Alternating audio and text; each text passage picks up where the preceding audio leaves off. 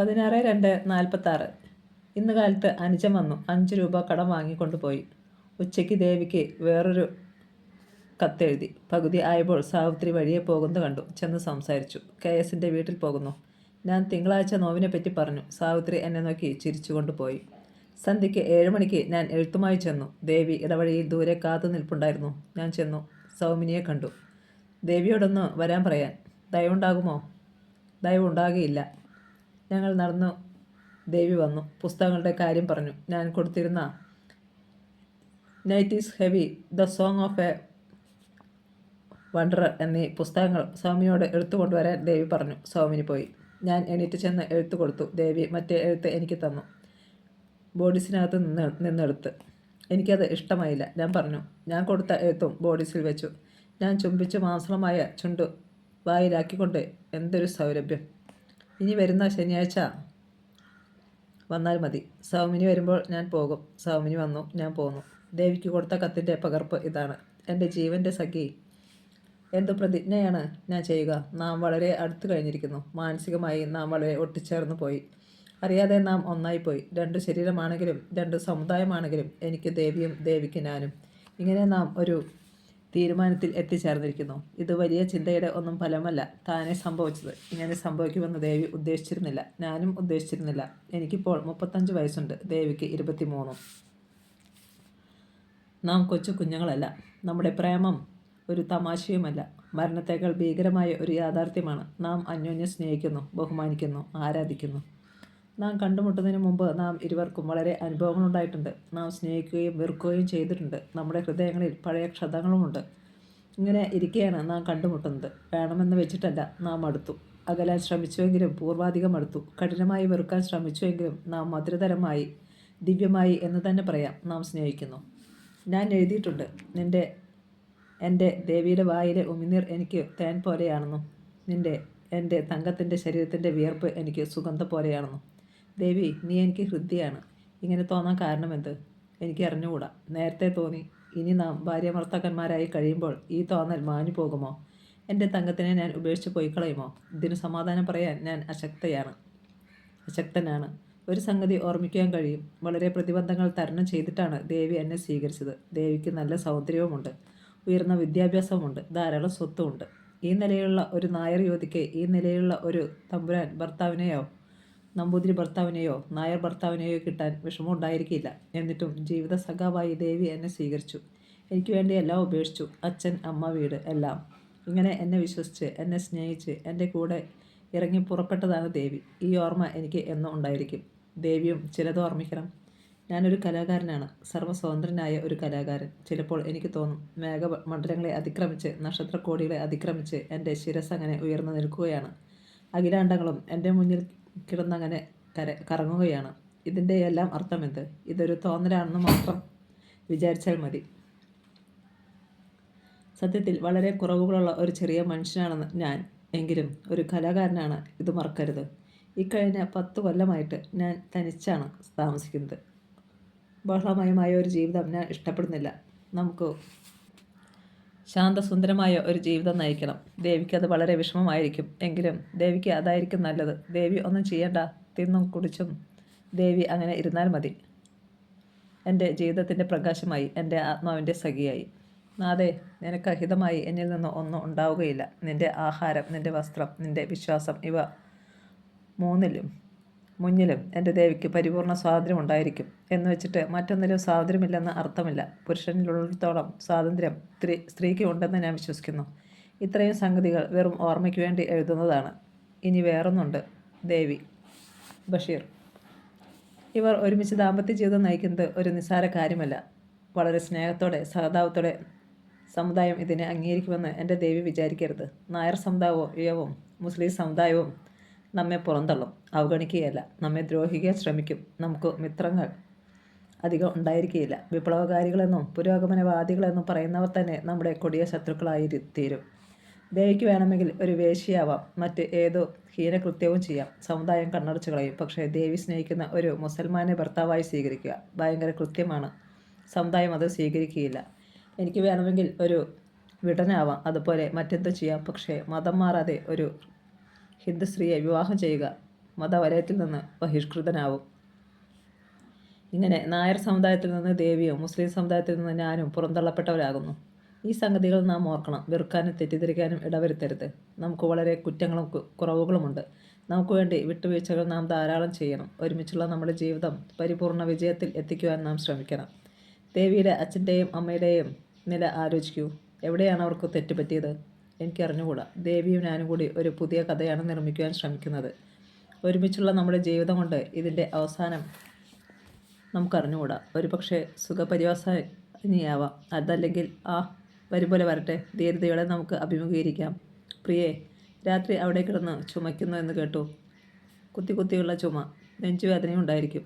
ഞാൻ രാത്രി അതോർത്തുകൊണ്ട് കണ്ണുമിഴിച്ച് ചുമ്മാ കിടക്കയിൽ കിടക്കും. ദേവി അവിടെയും ഞാൻ ഇവിടെയും. ദേവിയുടെ എഴുത്ത് എനിക്ക് മനസ്സമാധാനം ഉണ്ടാക്കുകയല്ല ചെയ്തത്. മനസ്സമാധാനം, അതിന് ദേവി എപ്പോഴും എൻ്റെ അടുത്തുണ്ടായിരിക്കണം. എന്നാലേ എൻ്റെ ആത്മാവിന് ശാന്തത ലഭിക്കുകയുള്ളൂ. ദേവി നമുക്ക് എവിടെയാണ് താമസിക്കേണ്ടത്? എവിടെയായാലും പണം വേണം, സാമ്പത്തിക ഭദ്രത. ഇതെനിക്ക് നല്ലവണ്ണം ഓർമ്മയുണ്ട്. ഒരു കൊല്ലം നമുക്ക് മദ്രാസിൽ താമസിക്കാം. അതിനുശേഷം കേരളത്തിൽ വരാം. ഇവിടെ വേണ്ട. ഏതായാലും നമുക്കതേപ്പറ്റി പിന്നീട് ആലോചിക്കാം. ദേവി ഉദ്യോഗത്തിന് പോകുന്ന കാര്യം, ഉദ്യോഗത്തിന് പോകാതെ നമുക്ക് ജീവിക്കാൻ കഴിയും. വേണ്ട പണം ഞാൻ സമ്പാദിച്ചുകൊള്ളാം. വലിയ തോതിലല്ലെങ്കിലും ചെറിയ തോതിൽ നമുക്ക് സുഖമായി ജീവിക്കാൻ കഴിയും. അതുപോലെ എനിക്ക് വലിയ മോഹങ്ങളില്ല. ജോലിക്ക് പോകണമെന്ന് ദേവിക്ക് നിർബന്ധമുണ്ടെങ്കിൽ ഇഷ്ടം പോലെ ചെയ്യാം. എല്ലാറ്റിനെയും പറ്റി ഇനിയും നമുക്ക് സംസാരിക്കാനുണ്ട്. ഞാൻ ദേവിയുടെ വീട്ടിൽ വരുന്നത് മറ്റുള്ളവർക്ക് ഇഷ്ടമായിരിക്കില്ല, എനിക്കതറിയാം. എങ്കിലും ഞാൻ വന്നു പോകുന്നു. ദേവി, നമുക്ക് എവിടെ വെച്ചാണ് വിവാഹം നടത്തേണ്ടത്? ഞാൻ ഉദ്ദേശിക്കുന്നത് രജിസ്റ്റർ വിവാഹമാണ്. വെറും രജിസ്റ്റർ വിവാഹം. അത് ഇവിടെ വെച്ച് നടത്തുക. എന്നിട്ട് ഉടനെ ഇവിടം വിടുക. ഇങ്ങനെയാണ് ഞാൻ ഉദ്ദേശിക്കുന്നത്. ഇത് സംബന്ധമായി ദേവിയുടെ അഭിപ്രായം എന്നെ അറിയിക്കണം. എല്ലാം വിശദമായി എഴുതുക.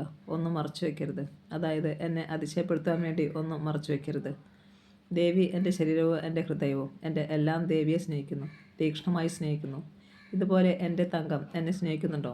കൃത്യമായ എൻ്റെ നാഥേ, നിനക്ക് എല്ലാ മംഗളങ്ങളും നേർന്നുകൊണ്ട് എക്കാലത്തേക്കും നിൻ്റേത് മാത്രമായ നിൻ്റെ ബഷീർ. ഈ എഴുത്തും മറ്റേ എഴുത്തുമായി ബോഡീസിനുള്ളിൽ തിരികെ നടക്കുമായിരിക്കും. മറ്റേ കവറും എഴുത്തും വിയർപ്പിൽ മുങ്ങിയിരുന്നു. ഞാനത് മണപ്പിച്ചു നോക്കി. ദേവിയുടെ വിയർപ്പ് നാറ്റം. കവറും എഴുത്തും മണപ്പിച്ചു കൊണ്ടിരുന്നപ്പോൾ എനിക്ക് കാമവികാരമുണ്ടായി. പെണ്ണിൻ്റെ മണം. 19/2/46. ദേവിയെ കണ്ടിട്ട് 3 ദിവസമായി. എനിക്ക് ആകപ്പാടെ വിഷമം തോന്നി. ഇരിക്കപ്പുറതിയില്ലായ്മ. ഞാൻ ഇന്നലെയും മിനിയാന്നും സന്ധ്യയ്ക്ക് ദേവിയുടെ വീടിനടുത്തുകൂടി പോയി. വീട്ടിൽ വന്നെന്നെ എപ്പോഴും കാണരുത്. ആ വാക്കുകൾ ഞാൻ ഓർത്തു. 4 മണിയോടെ കോളേജിന് മുൻവശത്തുള്ള ഹോട്ടലിൽ ചെന്നു. വരാന്തയിൽ ദേവി പച്ചസാരി, വെള്ള ബ്ലൗസ്. എന്നെ കണ്ടു കാണും. വെളിയിൽ ഗേറ്റിനടുത്ത് വന്നു. വല്ലാത്ത പരിഭ്രമത്തോടെ ഞാൻ ചെന്നു. ഞങ്ങൾ ചുമ്മാ ചിലത് സംസാരിച്ചു. ചില വിദ്യാർത്ഥികൾ അടുത്ത് നിൽപ്പുണ്ടായിരുന്നു. ദേവി പതുക്കെ പറഞ്ഞു, സന്ധ്യയ്ക്ക് 7 മണിക്ക്. സന്ധ്യയ്ക്ക് 7 മണിക്ക് വെള്ള വസ്ത്രം ധരിച്ച് ദേവി എന്നെയും കാത്ത് നിൽപ്പുണ്ടായിരുന്നു. എന്നെ ഉപേക്ഷിക്കുമോ? ചുമ്മാ എന്തിനാ അതൊക്കെ ചോദിക്കുന്നു? ഞാൻ ദേവിയെ പിടിച്ചു അടുപ്പിച്ചു. ദേവി കണ്ണാടി മാറ്റി. ഞാൻ കണ്ണുകളിൽ ചുംബിച്ചു. നമുക്ക് ട്രിച്ചിയിൽ താമസിക്കാം. അവിടെ ഗേൾസ് കോളേജിൽ ജോലി കിട്ടും. കരുണേട്ടനോട് പറഞ്ഞിട്ടുണ്ട്. നമ്മുടെ കാര്യമോ? അതെ. എഴുത്ത് കാണിച്ചിട്ടുണ്ടോ? ഇല്ല. സൗമിനിക്ക് അറിയാമോ? അറിയാമെങ്കിൽ let her go and hang herself. ഞാനൊന്നും പറഞ്ഞില്ല. ദേവി പറഞ്ഞു, നമുക്ക് പണം സൂക്ഷിച്ച് ചെലവാക്കണം. ഒരു 10 കൊല്ലം കഴിഞ്ഞാൽ ഇവിടെ തന്നെ വന്ന് താമസിക്കാം. വിവാഹം എവിടെ വെച്ച് നടത്തണം? എന്നോട് അഭിപ്രായം ചോദിക്കേണ്ട. ഇഷ്ടം പോലെ ട്രിച്ചിയിൽ പോയി താമസിക്കുന്നതിൽ വിരോധമുണ്ടോ? കേരളം വിടുന്നതിൽ എൻ്റെ സാഹിത്യ സംരംഭം. എന്നെ ഉപേക്ഷിക്കരുത്. ഇല്ല കുട്ടി. ദേവി ബോഡീസിനകത്തു നിന്ന് ഒരെഴുത്തെടുത്ത് തന്നു. ഞാനത് പോക്കറ്റിലിട്ടു. അപ്പോൾ സൗമിനി വന്ന് അർത്ഥഗർഭമായി നോക്കിയിട്ട് പോയി. ഞാൻ എഴുത്തുമായി പോന്നു. വഴിക്ക് ഞാനത് മണപ്പിച്ചു നോക്കി. മുറിയിൽ വന്ന് പ്രേമപൂർവ്വം പൊളിച്ചു വായിച്ചു. പ്രിയപ്പെട്ട സഹോദര. ഞാൻ അന്തളിച്ചു. പക്ഷേ എഴുത്ത് ദേവിയുടെ ഒരു സഹോദരനുള്ളതാണ്. സഹോദരൻ ദേവി വിവാഹിതാവാൻ നിർബന്ധിക്കുന്നു. അതിനും മറ്റുമുള്ള സമാധാനമാണ് ഈ എഴുത്ത്. ദേവി എന്തിനെനിക്ക് തന്നു? ഞാൻ കാണണമെന്ന് ഉദ്ദേശിച്ചാണ്. അറിഞ്ഞുകൊണ്ട് തന്നെ തരണമോ വേണ്ടയോ എന്ന് സംശയിച്ചു കാണും. 2-3 പ്രാവശ്യം മടിച്ചു ബ്ലൗസിനുള്ളിൽ നിന്നെടുക്കാൻ. വെറും പ്ലെയിൻ കവറിലാണ്. കവർ ഒട്ടിച്ചിട്ടുമുണ്ട്. എനിക്കുള്ള കത്താണെന്ന് വെച്ച് പിശകായി തന്നു പോയതാണെന്ന് ഭാവിക്കുമോ? അതോ നേരായി ഞാൻ കാണട്ടെ എന്നുദ്ദേശിച്ചോ? കത്ത് ഇതാണ്. വർഷം 1 കടത്തിയിട്ടിരിക്കുന്നു. ട്രെയിനിങ് കോളേജ്, 18 ഫെബ്രുവരി 1947. പ്രിയപ്പെട്ട സഹോദര, ഇത്ര നാളും എഴുതാതിരുന്നതിന് ക്ഷമിക്കുക. എഴുതാൻ കഴിഞ്ഞില്ല, മാപ്പ്. ഫോട്ടോ കിട്ടി. അതിൽ ചേട്ടൻ ഒരു ഡ്രിൽ മാസ്റ്ററെ പോലുണ്ട്. ഏട്ടത്തി അമ്മ നന്നായിട്ടുണ്ട്. ഗോപട്ടൻ കുറച്ച് ദിവസം മുമ്പ് ഇവിടെ വന്നിരുന്നു. കഴിഞ്ഞ ഫെബ്രുവരി 11. അമ്മായിയുടെ ആങ്ങളുടെ മകൾ ഒരു തങ്കത്തിനെ ഗോപട്ടൻ കല്യാണം കഴിച്ചു. കല്യാണത്തിന് എനിക്ക് പോകാൻ പറ്റിയില്ല. പിന്നെ നമ്മുടെ മേനോൻ അപ്പുമാമയുടെ രണ്ടാമത്തെ മകളെ കല്യാണം കഴിച്ചു. 13 വയസ്സുള്ള ചെറിയ കുട്ടി. കിട്ടിയ അവസരം നഷ്ടപ്പെടാതിരിക്കാനാണത്രേ ഇത്ര നേരത്തെ കല്യാണം കഴിച്ചു കൊടുത്തത്. നമ്മുടെ ആനന്ദനും കല്യാണം കഴിച്ചു. അമ്മയ്ക്ക് വക്കീൽ നോട്ടീസ് പോലെ എന്നെ അപ്പുകുട്ടന് കൊടുക്കണമെന്ന് എഴുതി അയച്ച ആളാണ്. ഏതായാലും ആനന്ദൻ സ്വർഗത്തിലെത്തിയ പോലെയാണ്. പെണ്ണ് അച്ഛൻ്റെ മരുമകളാണത്രേ. അമ്മയ്ക്കും അച്ഛനും അനിയനും അനിയത്തിക്കും എല്ലാം സുഖം. ജാനുവരുത്തി ഒരു പെൺകുട്ടിയെ പ്രസവിച്ചു. ഒരു പക്ഷേ സതി എന്ന പേര് വിളിക്കും. എൻ്റെ പരീക്ഷ എടുത്തിരിക്കുന്നു. ഏപ്രിൽ 1 തുടങ്ങി ഒരാഴ്ച കൊണ്ട് കഴിയും. കഴിഞ്ഞ കത്തിൽ ഞാൻ ശരിക്കും പഠിച്ചോളാമെന്ന് എഴുതിയിരുന്നല്ലോ. പറ്റിയില്ല. കടന്നു കിട്ടുന്ന കാര്യം പ്രയാസം. പരീക്ഷയുടെ കാര്യം സാരമായി തോന്നുന്നില്ല. 300 റുപ്യ നഷ്ടമായി തീർന്നാൽ സാരമില്ല. രക്ഷിതാക്കൾ തമ്മിലുള്ള അസുഖകരമായ ബന്ധം കുട്ടികളോടും ചെയ്യുന്ന ഒരു പാപമാണ്. നടുവിൽ നിൽക്കേണ്ടി വരുന്നവർ 23 വയസ്സുള്ള കുറച്ച് സെൻസിറ്റീവിലും സെൻറ്റിമെൻറ്റിലും ആയ ഒരു മകളാവുമ്പോൾ വിശേഷിച്ചും. എന്നെ ഇവിടെ വിട്ടുപോയത് നിങ്ങളെല്ലാം ചെയ്ത ഒരു ക്രൂരതയായി. ഞാൻ എരിയുന്ന ഒരു അഗ്നിപർവ്വതമായി തീർന്നിരിക്കുന്നു. എന്നാണ് പൊട്ടിത്തെറിക്കുകയെന്നറിയില്ല. എല്ലാറ്റിനും എൻ്റെ വീട്ടുകാർ തന്നെയായിരിക്കും ഉത്തരവാദികൾ. പൊട്ടിത്തെറിച്ചാൽ ദയവായി ഒരു കാര്യം മാത്രം കരുതിക്കോളൂ. തങ്കം എന്നും ചേട്ടനെയും അച്ഛനമ്മമാരെയും സഹോദരങ്ങളെയും ഹൃദയപൂർവ്വം സ്നേഹിച്ചിരുന്നു. ഓരോരുത്തരെ പ്രീതിപ്പെടുത്താൻ വേണ്ടി ഞാൻ പല ത്യാഗങ്ങളും ചെയ്തു. സ്വയം പൊള്ളലുകൾ ഏറ്റുകൊണ്ട് തന്നെ. ഞാൻ പല തെറ്റുകളും ചെയ്തിരിക്കാം. ഒന്നിലധികം തവണ ചേട്ടന് അപ്രിയം തോന്നിയിരിക്കും. പക്ഷേ എൻ്റെ ഉള്ളിൽ ഒരു കന്മഷവുമില്ല. എന്തെങ്കിലും തെറ്റ് ചെയ്തിട്ടുണ്ടെങ്കിൽ എന്നോട് ക്ഷമിക്കൂ. എന്നെ വെറുക്കരുത്. ഇതെല്ലാം ചേട്ടൻ എഴുതാൻ കാരണം ചേട്ടൻ എന്നോട് എപ്പോഴും ദയ കാണിച്ചിട്ടുള്ളത് കൊണ്ടാണ്. ഒരു ഗൗരവമേറിയ കാര്യം ചേട്ടനെ എനിക്ക് അറിയിക്കാനുണ്ട്. എനിക്ക് വിവാഹം വേണ്ട. ചേട്ടന് അനുജത്തിയെ വിജീവനോടെ കാണണമെങ്കിൽ അതിനുവേണ്ടി ശ്രമിക്കരുത്. മറ്റൊരാളെ സ്നേഹിക്കാൻ എൻ്റെ ഹൃദയത്തിനാവില്ല. തുറന്നെഴുതുന്നതിൽ ക്ഷമിക്കുക. കഴിഞ്ഞ തവണ ചേട്ടൻ അച്ഛനെഴുതിയ കത്ത് ഞാൻ കണ്ടു. അതുകൊണ്ട് എഴുതുകയാണ്. ഗോപാലമേനോനെ ഉടനെ എഴുതുക. ഞാൻ വിവാഹത്തിന് തയ്യാറല്ല എന്ന് അയാൾക്ക് വെറുതെ പ്രതീക്ഷയ്ക്ക് വക നൽകണ്ട. അയാൾ അച്ഛനെ സമീപിച്ചാൽ ഞാൻ വിഷമത്തിലാവും. ഞാനൊരു അനുസരണയില്ലാത്ത പെണ്ണാണെന്ന് ധരിക്കരുത്. ഒരിക്കലും അങ്ങനെ തോന്നരുത്. ഞാനൊരു മുതിർന്ന പെൺകുട്ടിയാണ്, കളിക്കുട്ടിയല്ല. അതുകൊണ്ട് എന്നെ നിർബന്ധിക്കരുത്. എൻ്റെ സുഖത്തിലും സന്തോഷത്തിലും നിങ്ങൾക്കെല്ലാം താല്പര്യമുണ്ടെങ്കിൽ ഇത് എൻ്റെ മേൽ വെച്ച് കെട്ടരുത്. അങ്ങനെ വന്നാൽ അതിൽ കിടന്ന് ഞാൻ സ്വയം നശിച്ചാൽ എന്നെ കുറ്റപ്പെടുത്തരുത്. എനിക്ക് വിവാഹം വേണ്ട. പരീക്ഷ കഴിഞ്ഞ ഉടനെ ഇവിടം വിടാനാണ് ഞാൻ ഗൗരവമായി ആലോചിക്കുന്നത്. അതിനും ആളുകൾ തടസ്സം പറഞ്ഞാൽ 2 ആഴ്ചയ്ക്ക് ശേഷം ചേട്ടൻ എന്നെ വന്ന് കാണേണ്ടി വരും, ഭ്രാന്താശുപത്രിക്കകത്ത്. ഞാൻ നിങ്ങളുടെയൊക്കെ ധിക്കരിക്കുകയാണ് എന്ന് കരുതരുത്. എൻ്റെ മനസ്സിലുള്ളത് തുറന്ന് എഴുതുന്നു ചേട്ടാ. അടുത്ത മെയിലിൽ തന്നെ എനിക്ക് മറുപടി അയക്കണം. എന്നെപ്പറ്റിയാണ് എനിക്ക് ആശങ്ക. ചേട്ടൻ്റെ കത്ത് കിട്ടുന്നതുവരെ വെള്ളത്തിന് പുറത്ത് വിരിച്ച പരൽമീൻ പോലെയായിരിക്കും എൻ്റെ അവസ്ഥ. എല്ലാവരോടും എൻ്റെ സ്നേഹാന്വേഷണങ്ങൾ അറിയിക്കൂ. എൻ്റെ എല്ലാ തെറ്റുകൾക്കും കുറ്റങ്ങൾക്കും മാപ്പ് തരൂ. സ്നേഹത്തോടെ സ്വന്തം അനുജത്തി തങ്കം. 22/2/46. ദേവിയെ 5 മണിയോടുകൂടി യാദൃച്ഛികമായി കണ്ടു. കോളേജിൽ നിന്ന് വരുന്ന വഴിക്ക് ഞങ്ങൾ ഇടവഴിയിൽ നിന്ന് സംസാരിച്ചു. കോട്ടയത്തേക്ക് എനിക്ക് പോകേണ്ടി വന്നേക്കുമെന്ന് ഞാൻ പറഞ്ഞു. പ്രൊഫസർ MP പോൾ ചിത്രോദയം ഏറ്റെടുക്കാൻ പോകുന്നു. അതിൻ്റെ എല്ലാ ഭാരവും എന്നെ ഏൽപ്പിക്കാനാണ് ഉദ്ദേശിക്കുന്നത്. വിവരം SK പൊറ്റക്കാട്ടോ പറഞ്ഞു. എന്താ വേണ്ടത്? പോകൂ, ദേവി പറഞ്ഞു. ദേവിയോ? ഞാൻ കോട്ടയത്ത് വരാം. ഇനിയും 2-3 മാസം താമസമുണ്ടല്ലോ പരീക്ഷ കഴിഞ്ഞ് റിസൾട്ട് അറിയാൻ. പക്ഷേ ദേവി ഇവിടെയും ഞാൻ അവിടെയും. ശരിയല്ല. സാമാനങ്ങൾ അവിടെ എത്തിക്കുന്നതിന് 9 രൂപയാകും. ഓ, വലിയ പിശുക്ക് കാട്ടുന്ന ആളല്ലേ. എന്നാലും പോകാൻ എനിക്കിഷ്ടമില്ല. പോകാതിരിക്കാനും നിവൃത്തിയില്ല. എന്താ വേണ്ടത്? ശനിയാഴ്ച 1 മണിക്ക് നമുക്ക് പാർവതി അമ്മയുടെ വസതിയിൽ പോകാം. അപ്പോൾ സംസാരിക്കാം. ഇന്നലെ ഞാൻ അബദ്ധത്തിൽ ഒരു എഴുത്ത് തന്നു. പിന്നീട് നോക്കിയപ്പോഴാണ് മനസ്സിലായത്. ദേവി വെറുതെ നുണ പറയണ്ട. എന്നാൽ എനിക്ക് എഴുതിയ കത്ത് ഇപ്പോൾ തരൂ. കത്ത് വീട്ടിൽ നിന്ന് എടുത്തുകൊണ്ട് വരാമെന്നുള്ള ഒരു ഭാവം കാണിച്ചു. പക്ഷേ പറഞ്ഞു, ഇല്ല, ഇപ്പോൾ തരുന്നില്ല. ആ എഴുത്ത് അയച്ചേക്കൂ. തെറ്റിദ്ധാരണ തീരട്ടെ. ദാ അഡ്രസ്സ്. ഞാനതൊരു കടലാസിൽ ദേവിയുടെ ബുക്കിൽ നിന്നും കീറിയതിൽ എഴുതിയെടുത്തു. എന്നെ സംശയിക്കരുത്. പക്ഷേ സംശയം തോന്നി ദേവിക്ക്. ആ എഴുത്ത് ഞാൻ കാണണമെന്നുണ്ടായിരുന്നു. ധാരാളം വിവാഹാലോചനകൾ നിരസിച്ചിട്ടാണ് എന്നെ സ്വീകരിക്കുന്നതെന്ന് കാണിക്കണം. എങ്കിലും ഇങ്ങനെ നുണ പറഞ്ഞിട്ട് വേണമോ? ഞാൻ ഇന്ന് 7 മണിക്ക് വരട്ടെ? വേണ്ട, നാളെ. ഞാൻ പോന്നു.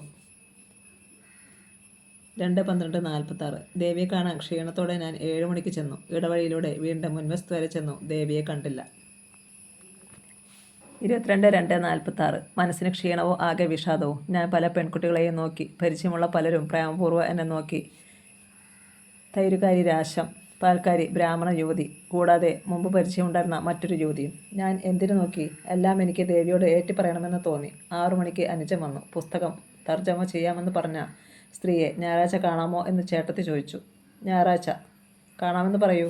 അനുജൻ പോയി. 7 മണിയോടുകൂടി ഞാൻ ചെന്നു. ഇടവഴിയിലൂടെ അറ്റത്ത് റോഡരികിൽ സൗമിനിയും കുറെ അകലത്ത് മാറി ദേവിയും എനിക്ക് പരിചയമുള്ള ഒരു നമ്പൂതിരി യുവാവും. ഞാൻ കടന്നുപോയി. സൗമിനി വിളിച്ചു. ചേട്ടത്തി വിളിക്കുന്നു. ഞാൻ ചെന്നു. ദേവി പറഞ്ഞു, ഞായറാഴ്ച ഉച്ചയ്ക്ക് അവരെ കാണാമോ എന്ന് ചോദിച്ചു. കുറേ ഡിസ്കസ് ചെയ്യാനുണ്ട്. എൻ്റെ വീട്ടിൽ വരാമെന്ന് പറഞ്ഞു. പക്ഷേ അച്ഛനായതിനാൽ അങ്ങോട്ട് പോകണം. ഞാൻ ഇന്നലെ സിനിമ കാണാൻ പോയി. ശരി, ഞായറാഴ്ച വരാം. ഞാനും നമ്പൂതിരിയും യുവാവും കൂടി നടന്നു. ഞാൻ ഉടനെ തിരിച്ചു വരുമെന്ന് ദേവിയെ സൂത്രത്തിൽ അറിയിച്ചു. ഹോട്ടലിൽ ചെന്നു ചായ കുടിച്ച് ഞങ്ങൾ പിരിഞ്ഞു. ഞാൻ നേരെ ഇടവഴിയിൽ കയറി ദേവിയുടെ വീടിന് മുന്നിൽ ചെന്നു. ഉടനെ ദേവി വന്നു. വായിക്കാൻ കൊടുത്തിരുന്ന 4 കെട്ടിടയുന്നു എന്ന പുസ്തകവും ഒരു താക്കോലും. താക്കോൽ KS താമസിച്ചിരുന്ന വീടിൻ്റേത്. അതിപ്പോൾ ഒഴിഞ്ഞു കിടക്കുകയാണ്. നാളെ 6:30 മണിക്ക് തുറന്ന് അകത്ത് കയറി ഇരുന്നോളണം. ഞാൻ വന്നേക്കാം. ഞാൻ അന്താളിച്ച് പോയി. ഞാൻ പോന്നു. ആ അന്താളിപ്പ് ഇപ്പോഴുമുണ്ട്. നാളെ എന്താണ് സംഭവിക്കാൻ പോകുന്നത്? ഞാൻ കയറിപ്പോകുന്നത് ആരെങ്കിലും കണ്ടാലോ? സൗമിനി, അനുജൻ, അമ്മ, അച്ഛൻ, വേലക്കാർ, ആർക്കും സംശയിക്കാം. ഞാൻ എന്തിന് വാതിൽ തുറന്ന് അകത്ത് കയറിയിരിക്കുന്നു? നാളെ എന്താണ് സംഭവിക്കുക? ദേവിയുടെ തീക്ഷ്ണമായ ചിന്തകൾ രാത്രി 2 മണിവരെ എന്നെ സ്പർശിച്ചു കൊണ്ടിരുന്നു.